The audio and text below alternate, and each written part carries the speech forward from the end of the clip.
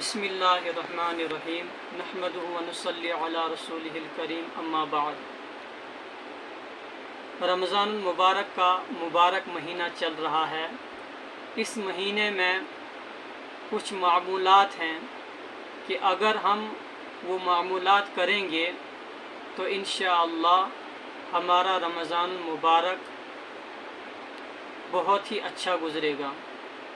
रमज़ान मुबारक के मुबारक महीने में पहली जो चीज़ है वो है 5 वक्त की नमाज जमात के साथ अहतमाम किया जाए।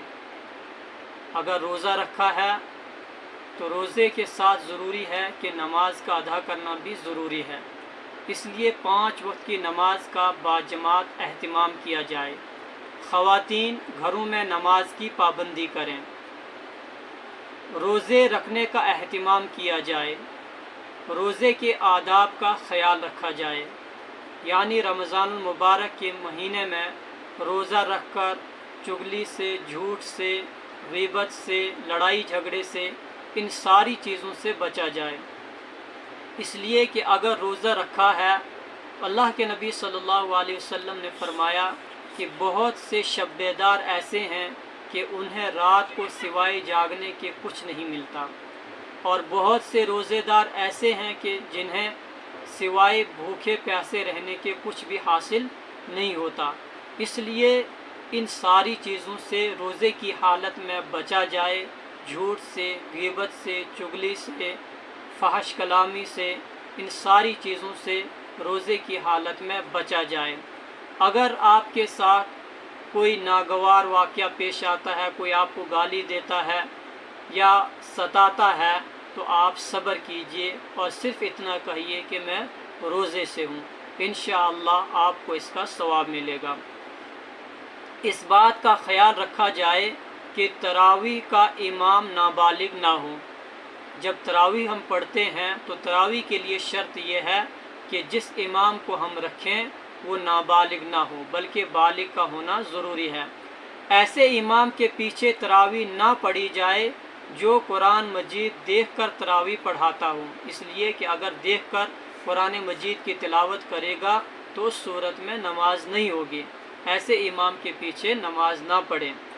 अगर किसी जगह पर 8 रकात तरावी हो और उसमें कुरान मजीद मुकम्मल पढ़ा जाता हो और दूसरी जगह 20 रकात तरावी हो लेकिन सूरतों के साथ पढ़ी जाती हो, तो 20 रकात पढ़ने का अहतमाम किया जाए।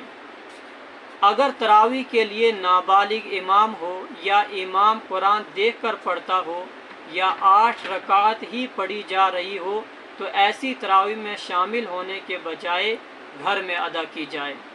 बच्चों और ख़वातीन को मुक्तदी बनाकर पढ़ ली जाए, यानी घर में ही पढ़ ली जाए। कुरान करीम की तिलावत कम अज़ कम 2 पारे वरना 1 पारे का मामूल बनाया जाए। रमज़ान मुबारक के मुबारक महीने में कम से कम 2 पारे रोज़ाना के तिलावत करे। अगर इतना नहीं कर सकता तो कम अज़ कम रोज़ाना 1 पारा ज़रूर पढ़े। सहूलत की खातिर नक्शा पेश किया जा रहा है जिसकी मदद से मखसूस मिक़दार तिलावत करने से रमज़ान में कई ख़त्म किए जा सकते हैं। इंशाअल्लाह आपको स्क्रीन के ऊपर जो है वो नक्शा भी दे दिया जाएगा। अगर मुस्तकिल मिजाजी से तिलावत की जाए तो इससे भी ज़्यादा मिक़दार हो सकती है।